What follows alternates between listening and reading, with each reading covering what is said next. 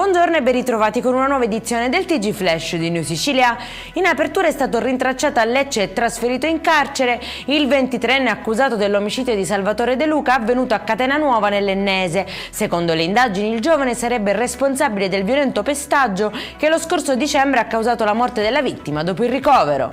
Paura a Palermo, dove circa 30 colpi di pistola sono stati esplosi contro un'auto parcheggiata e la facciata di un edificio. Si tratta del secondo episodio analogo in pochi giorni. Gli investigatori infatti ipotizzano un gesto intimidatorio, ma restano da chiarire il destinatario e movente.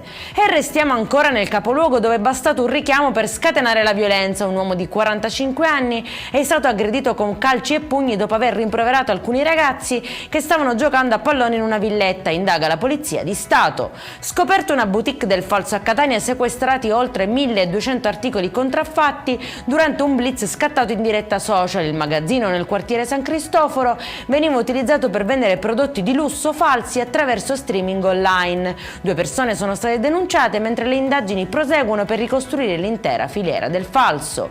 E in chiusura è stato assolto, perché il fatto non sussiste, un 43enne di Milazzo citato in giudizio dall'ex moglie per non aver versato l'assegno di mantenimento ai figli. Secondo il Tribunale di Barcellona Pozzo di Gotto, l'uomo aveva in realtà provveduto direttamente a tutte le necessità dei minori che vivevano stabilmente con lui, sostenendo ogni spesa. Per questa edizione è tutto, prossimi appuntamenti alle 19:30, buona giornata.